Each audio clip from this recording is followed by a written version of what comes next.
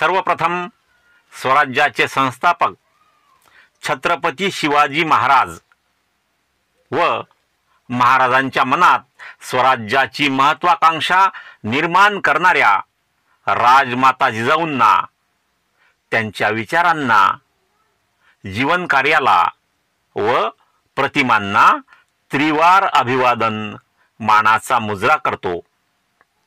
आजच्या कार्यक्रमाचे अध्यक्ष, आपल्या शाळा व्यवस्थापन समितीचे अध्यक्ष, उपाध्यक्ष व सर्व सन्माननीय सदस्य, आपल्या शाळेचे सन्माननीय मुख्याध्यापक, शाळेचे सर्व सन्माननीय शिक्षक, उपस्थित सर्व सन्माननीय गावकरी मंडळी व माझ्या विद्यार्थी मित्रांनो, आज 19 फेब्रुवारी रोजी आपण लोक कल्याणकारी जाणता राजा छत्रपती शिवाजी महाराजांच्या जयंतीनिमित्त महाराजांना वंदन करण्यासाठी एकत्र आलेले आहोत। हे छत्रपती शिवाजी महाराज कोण होते, कोणते महान कार्य त्यांनी केले, हेच मी तुम्हाला आज सांगणार आहे। मित्रांनो, 19 फेब्रुवारी 1630 रोजी पुणे जिल्ह्यातील जुन्नर जवळील शिवनेरी किल्ल्यावर जिजाऊंच्या पोटी शिवरायांचा जन्म झाला। शिवाजी महाराजांचे वडील शहाजी राजे भोसले हे मराठा सेनापती होते। त्यांच्या आई जिजाबाई ह्या सिंदखेडच्या लखुजी जाधवांच्या कन्या होत्या। मित्रांनो, छत्रपती शिवाजी महाराजांचे नाव घेतले की आपल्याला शाळेत शिकवलेला इतिहास आठवतो। आपल्याला आठवतो शिवनेरी किल्ला, शिवरायांचे बालपण, शिवबांनी रायरेश्वराच्या मंदिरात स्वराज्य स्थापनेची घेतलेली शपथ, तोरणा किल्ला जिंकून शिवरायांनी स्वराज्याचे तोरण कसे बांधले, प्रतापगडावरील शिवरायांचा पराक्रम, शाहिस्तेखानाची बोटे कापून त्याची शिवाजी महाराजांनी कशी फजिती केली, पुरंदर किल्ल्याचा वेढा, त्यानंतर बादशहाच्या हातावर तुरी देऊन शिवरायांनी आग्र्याहून कशी सुटका करून घेतली, गड आला पण सिंह गेला इत्यादी इतिहासातील धडे, तसेच शिवाजी महाराजांची युद्धनीती म्हणजेच गनिमी कावा, हे सर्व आपण ऐकलेले आणि वाचलेले आहे। ते मी तुम्हाला सांगणार नाही। मी तुम्हाला आज सांगणार आहे की छत्रपती शिवाजी महाराजांचे लोककल्याणकारी राज्य कसे होते। महाराजांना जाणता राजा, सर्वसामान्य जनतेचा म्हणजेच रयतेचा राजा असे का म्हणतात। छत्रपती शिवाजी महाराजांना कुळवाडी भूषण, रयतेचा रक्षक, महिलांचा रक्षणकर्ता राजा, तसेच लोककल्याणकारी राजा असे का म्हणतात। मित्रांनो, राजमाता जिजाऊ ह्याच शिवरायांच्या खऱ्या गुरु व त्यांच्या जीवनाच्या शिल्पकार होत्या। बालपणीच शिवरायांच्या मनात स्वराज्याची महत्त्वाकांक्षा जिजाऊंनी निर्माण केली। स्वराज्य हे रयतेच्या हिताचे असावे, म्हणजे जनतेच्या हिताचे असावे। परस्त्री ही माते समान मानावी। स्वराज्याने सर्व स्त्रियांच्या अब्रूचे रक्षण केले पाहिजे, अशी शिकवण राजमाता जिजाऊंनी बालपणीच शिवरायांना दिली। छत्रपती शिवाजी महाराज म्हणजे 17व्या शतकातील इतिहासाचे नायक होते। असामान्य असे महान राज्यकर्ते व युग पुरुष होते, यात तीळ मात्र शंका नाही। सर्वसामान्य जनतेच्या मनावर राज्य करणाऱ्या या जनतेच्या राजाच्या इतिहासामध्ये भेसळ करून या महान राजाला जाती, धर्म आणि प्रदेशाच्या लहानशा चौकटीत मर्यादित करून ठेवण्याचे पाप काही संकुचित विचाराचे लोक वाईट हेतूने करण्याचा प्रयत्न करताना आजही आढळून येतात। अगदी काल परवाच कोणी राहुल सोलापूरकर नावाचा म्हणे कोणी अभिनेता आहे, तो महाराजांविषयी अपमानजनक बरळला. अशा षडयंत्र करणाऱ्या पाताळयंत्री लोकांपासून आपण सावध राहिले पाहिजे. त्यासाठी आपल्याला खरा इतिहास माहिती असणे आवश्यक आहे. मित्रांनो, शिवाजी महाराजांच्या काळात बादशहा किंवा राजा हा वारसा हक्काने बनायचा, परंतु शिवरायांना राजेपद हे वारसा हक्काने मिळाले नव्हते. स्वराज्य आणि राजेपद मिळवण्यासाठी त्यांना खूप कष्ट घ्यावे लागले. अनेक लढाया लढाव्या लागल्यात. स्वराज्य निर्माण करताना त्यांना आदिलशाही, निजामशाही आणि मोगलशाही या राजवटींचा प्रखर विरोध झालाच. त्याप्रमाणेच स्थानिक शत्रू म्हणजे कुलकर्णी, पाटील, देशमुख, वतनदार आणि जहागीरदार यांच्या विरोधाला सुद्धा महाराजांना तोंड द्यावे लागले. या सर्वांशी लढून महाराजांनी स्वराज्य स्थापन केले. शिवाजी महाराजांच्या पूर्वीच्या काळाचा अभ्यास केल्यास असे समजते की त्या काळात एका राजाच्या विरोधात दुसऱ्या राजाची लढाई होत असे. या राजांच्या लढाईत सर्वसामान्य जनतेला काहीही घेणे देणे नसायचे. लढाई फक्त राजांची आणि त्यांच्या सैन्याची होत असे. लढाईमध्ये कोण हरले आणि कोण जिंकले याचे जनतेला काहीही घेणे देणे नसायचे, कारण त्याचा सर्वसामान्य जनतेच्या दैनंदिन जीवनावर काहीही फरक पडत नसे. कोणीही जिंकले आणि कोणीही राजा झाला तरी कष्टकरी वर्गाचे कष्ट, त्यांच्या यातना सारख्याच राहायच्या. वर्णाश्रम, शिवाशिव, विषमतेने ग्रासलेला समाज आणि त्या समाजाच्या दुःखामध्ये काहीही फरक पडत नव्हता. मात्र छत्रपती शिवाजी महाराजांच्या बाबतीत परिस्थिती वेगळी होती. शिवरायांनी निष्ठा आणि क्षमता या गुणांच्या आधारावर 12 मावळातून मावळे जमा केले. सर्व जाती धर्माचे सहकारी त्यांनी सोबत घेतले. वर्णाश्रम व्यवस्था, जाती जातीतील उच्च नीचता यांना कोसो दूर ठेवून 18 पगड जातीच्या लोकांची फौज त्यांनी उभी केली आणि या सैन्याला घेऊन अनेक लढाया ते लढले. जहागीर, इनाम, वतन ह्या पद्धती शिवरायांनी बंद करून सैनिकांना रोख पगार देण्याची पद्धत सुरू केली. कर्तबगारीलाच निकष मानून वारसा हक्काने नेमणूक करणे त्यांनी बंद केले. त्यामुळे समाजातील सामान्य वर्गातील लोक स्वराज्याच्या सैन्यात सामील झाले. जातपात बाजूला ठेवून महाराजांनी गुणवत्तेची पारख करून सामान्य वर्गातील अनेकांची मोठमोठ्या जबाबदारीच्या पदावर नेमणूक केली. या सर्व गोष्टींमुळे रयतेमध्ये महाराजांबद्दल भक्कम अशी विश्वासाची भावना निर्माण झाली. शिवाजी महाराजांच्या पूर्वीच्या काळात राज्याच्या उत्पन्नाचा प्रमुख स्रोत म्हणजे शेतकऱ्यांकडून होणारी कर वसुली. गावगावचे देशमुख, पाटील, कुलकर्णी, देसाई, खोत हे शेतकऱ्यांकडून मनमानी पद्धतीने वसुली करीत.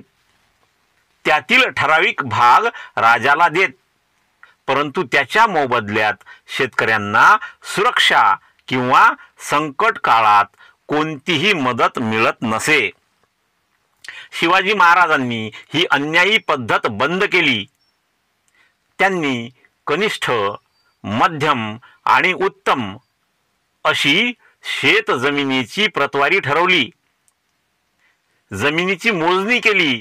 त्यानुसार पिकाचा आकार किमान म्हणजे कमीत कमी व कमाल म्हणजे जास्तीत जास्त किती ठरवावा हे ठरवून दिले. एकूण उत्पन्नाच्या 60% भाग शेतकऱ्याचा व 40% भाग राजाचा हे त्यांनी ठरवून दिले आणि वसुली जमा करण्यासाठी रोख वेतन देऊन कमावीसदारांची नेमणूक केली.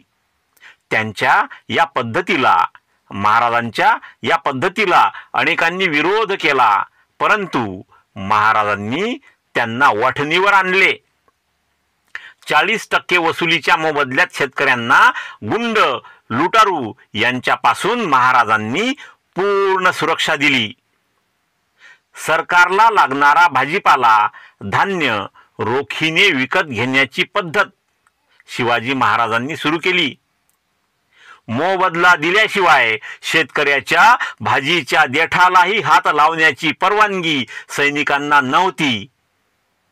तसेच पूर, दुष्काळ इत्यादी नैसर्गिक संकटाच्या वेळी शेतकऱ्यांना मदत केली जाई. म्हणूनच शिवराय म्हणजे आपले जीव की प्राण असे शेतकऱ्यांना वाटत होते. मित्रांनो, शिवरायांच्या पूर्वीच्या काळात भारतात सामंतशाही माजलेली होती. त्या काळात स्त्रियांची अब्रू अतिशय असुरक्षित होती. म्हणून शिवरायांनी आपल्या स्वराज्यात स्त्रियांच्या अब्रू रक्षणाला खूप महत्त्व दिले.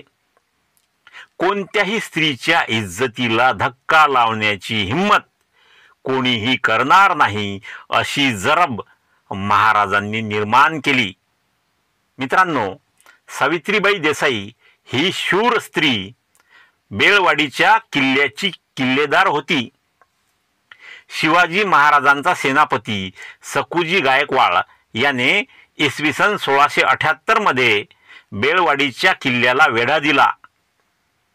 या किल्ल्याची किल्लेदार सावित्रीबाई देसाई हिने मोठ्या हिमतीने 27 दिवस हा किल्ला लढवला आणि शेवटी सेनापती सकुजी गायकवाड यांनी किल्ला जिंकला आणि विजयाच्या उन्मादामध्ये त्याने सावित्रीबाई देसाईची अब्रू लुटली. शिवाजी महाराजांना ही बातमी समजताच ते भयानक संतापले आणि आपल्याच सेनापती सकुजीचे डोळे काढून त्याला तुरुंगात डांबले. स्त्रियांच्या अब्रूच्या गुन्ह्याच्या बाबतीत महाराजांनी जवळच्या नातेवाईकांना सुद्धा माफी दिली नाही. त्यामुळे स्वराज्यातील सर्व महिला महाराजांना आपला रक्षक मानित होत्या. मित्रांनो, शिवाजी महाराजांनी सुरत, राजापूर, शहापूर, हुबळी, रायबाग, कारंजा, बरहानपूर, अथनी, कल्याण, भिवंडी, बेरगिरी, पोळ, जालना, गोवे, भागानगर, श्रीरंगपट्टण, कारवार, बार्सिलोर, नाशिक, त्र्यंबकेश्वर, बेदर आणि नगर इत्यादी अनेक शहरांवर आक्रमण करून तेथील बाजारपेठेतील धनद्रव्य आपल्या स्वराज्याच्या राजकोषात जमा केले. काही लोक याला लूट म्हणतात, परंतु या आक्रमणांमागे महाराजांचा विशिष्ट हेतू होता. तो हेतू म्हणजे आदिलशाही, निजामशाही आणि मोगलशाही ह्या तिन्ही राजवटी त्यांच्या राज्यातील रयतेच्या जीवाचे आणि वित्ताचे रक्षण करण्यास समर्थ नाहीत, असमर्थ आहेत, हा संदेश त्यांना जनतेपर्यंत पोहोचवायचा होता. कारण रयतेच्या जीविताचे, वित्ताचे आणि अब्रूचे रक्षण करणे हेच राजाचे प्रमुख कर्तव्य आहे, अशी महाराजांची पक्की धारणा होती. मित्रांनो, छत्रपती शिवाजी महाराजांकडे दूरदृष्टी होती.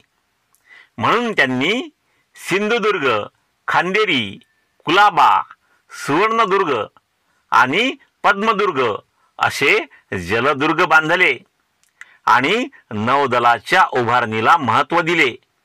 भारतीय नौदलाची स्थापना केली आणि भारताच्या सागरी सीमांचे रक्षण करण्यासाठी एक अतिशय मजबूत आरमार निर्माण केले. मित्रांनो, शिवाजी महाराजांनी अफजल खानाचा वध केला. या घटनेला हिंदू विरुद्ध मुस्लिम अशा स्वरूपात रंगवण्याचा प्रयत्न आजही काही लोक करीत असतात, पण ते पूर्णतः असत्य आहे. अफजल खानाचा वध झाला त्यावेळी अफजल खानाचा वकील कृष्णाजी भास्कर कुलकर्णी हा त्याच्यासोबत होता आणि तो ब्राह्मण होता. तसेच त्यावेळी शिवाजी महाराजांचा वकील काझी हैदर हा महाराजांबरोबर होता आणि तो धर्माने मुसलमान होता. यावरून ही घटना हिंदू विरुद्ध मुस्लिम अशी होती असे म्हणणे चुकीचे आहे हे समजते. छत्रपती शिवाजी महाराज हे धार्मिक होते, परंतु त्यांनी आपल्या स्वराज्यात धर्माचे अवडंबर माजू दिले नाही. त्यांनी धार्मिक कार्यात हस्तक्षेप केला नाही. तसेच त्यांनी धार्मिक कार्याला प्रोत्साहनही दिले नाही. सर्व धर्मांना त्यांनी समान वागणूक दिली. त्यांनी अनेक देवळांना आणि मशिदींना सुद्धा मदत केली.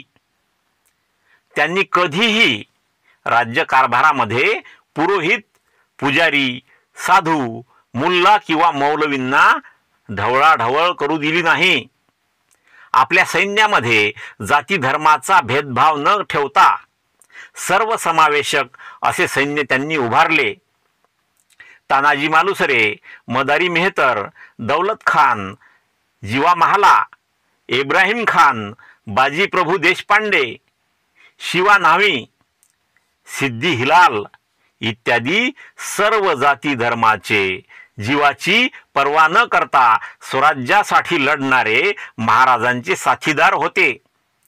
म्हणूनच महाराजांना बहुजन प्रतिपालक असे सुद्धा म्हणतात. मित्रांनो, 3 एप्रिल 1680 रोजी शिवाजी महाराजांचे निधन झाले. महाराजांच्या निधनानंतर औरंगजेब स्वराज्य नष्ट करण्याच्या उद्देशाने इसवी सन 1681 मध्ये दक्षिणेत आला. शिवरायांच्या पश्चात शंभूराजे, राजाराम राजे, ताराबाई, धनाजी संताजी यांनी स्वराज्याच्या रक्षणासाठी प्राणपणाने लढा दिला. मराठी सैन्याला नेता नसतानाही ते औरंगजेबाशी सतत लढत राहिले. आपल्या आयुष्यात औरंगजेब अनेक लढाया जिंकला होता, पण तो निर्णायकपणे मराठ्यांचा पराभव करू शकला नाही. शेवटी 3 मार्च 1707 रोजी दक्षिणेतच औरंगजेब मरण पावला. त्याच्या मृत्यूनंतर लवकरच मोगल साम्राज्य लयास गेले. मोगल साम्राज्याच्या अस्ताचे कारण ठरले औरंगजेबाचे कट्टरतावादी धोरण. या उलट शिवरायांचे धोरण उदारमतवादी होते.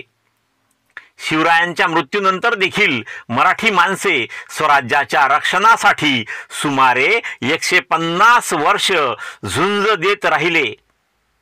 एखाद्या राजाच्या मृत्यूनंतर राज्य टिकवण्यासाठी जनतेने एवढा दीर्घकाळ संघर्ष केल्याचे उदाहरण जगाच्या पाठीवर दुसरे कुठेही सापडणार नाही. मित्रांनो, महाराष्ट्रातील संपूर्ण जनतेच्या हृदयावर आज देखील छत्रपती शिवाजी महाराज राज्य करत आहेत. आजही आपण सर्व महाराजांना आदर्श मानतो. महाराजांचा स्वाभिमान, त्यांची कार्यकुशलता, नीतिमत्ता हे गुण आज रोजी आपल्या समाजासाठी केवळ आदर्शच नसून आवश्यक आहेत. अशा या पराक्रमी योद्ध्याला, लोककल्याणकारी राजाला, जाणत्या राजाला, कुळवाडी भूषण छत्रपती शिवाजी महाराजांना त्यांच्या जयंती दिनी मानाचा मुजरा करतो आणि माझे 2 शब्द संपवितो. आयोजकांनी मला बोलण्याची संधी दिली त्याबद्दल त्यांना धन्यवाद देतो. जय जिजाऊ, जय शिवराय. मित्रांनो, हा व्हिडिओ तुम्हाला आवडला असल्यास कृपया व्हिडिओला लाईक करा, व्हिडिओ आपल्या मित्रांमध्ये शेअर करा, तुमच्या चांगल्या चांगल्या कमेंट्स मला पाठवा आणि पहिल्यांदाच या चॅनलला भेट दिली असल्यास कृपया या चॅनलला सबस्क्राईब करा आणि बेल आयकॉनला प्रेस करून त्याला ऑलवर सेट करून ठेवा, म्हणजे मी अपलोड केलेला प्रत्येक व्हिडिओ तुमच्यापर्यंत लवकरात लवकर पोहोचेल. भेटूया पुढील व्हिडिओमध्ये.